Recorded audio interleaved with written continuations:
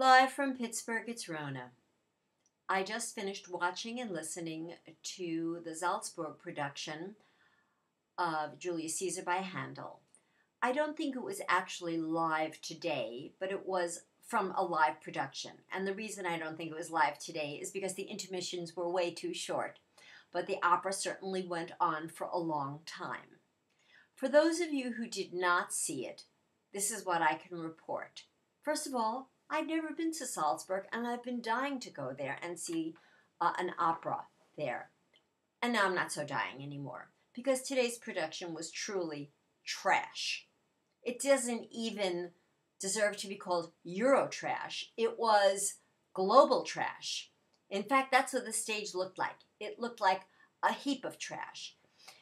There were garbage cans of every kind, spare tires that looked like they were dead, flower pots, an odd leather couch, you name it. It was a dreadful mess. And what was with those costumes? What era were they from? Caesar was wearing sort of a royal blue suit and tie. Other people were dressed up from various other operas. That's what they looked like. They all looked like they came from different operas and got on stage together to sing this opera. So the staging was really pathetic. The costumes were horrible. At the end, they all wore little New Year's Eve party hats and kind of blowers from their mouth and sang around a piano.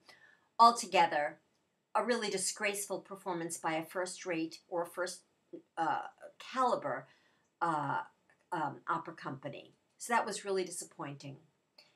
And of course, as everybody knows, everything is held together by the conductor. Started off okay. In fact, I thought it started off very promising when there seemed to be some energy.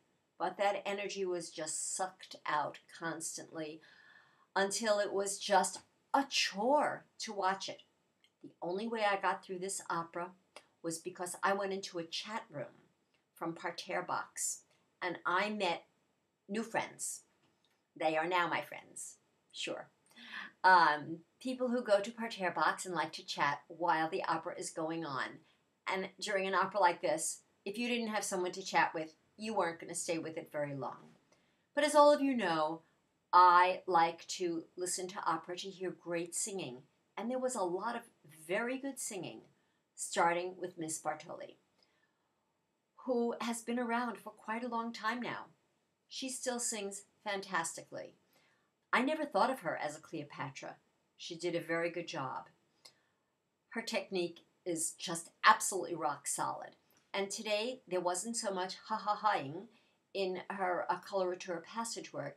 She also did some beautiful ornamentations, and her soft singing was lusciously seductive. Then there were actually 4 countertenors, 3 main characters and 1 not-so-main character. Of course, Caesar was played by a countertenor, Andres Scholl. He was my least favorite of the 3. To me, he sounds hollow and small, and compared to the other 2 countertenors, I thought he did not fare very well. The larger of the 2 other countertenor roles was played by Philip Jarowski, or however you pronounce his name. He played Sesto. He was very, very good. The only bad thing was when he took off his shirt. That was not good. And then we had Christophe Dumont playing Ptolemy. Excellent singing. Just really right on. And he was the only person on stage who sang with vigor and commitment. Unfortunately, during one of his big arias, I don't even want to describe this, he put his hands down his pants, and you'll never guess what he did. Okay, just use your imagination and let's go on to the next topic. So that's modern opera for you. The scenery was pretty grim. There was one very cute scene where Cleopatra comes in on a little rocket. Yes, that's so in line with the true story of Caesar and Cleopatra. I know, it's all authentic.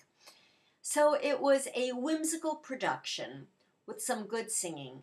Unfortunately, the conducting really let everybody down because the opera had no energy at all.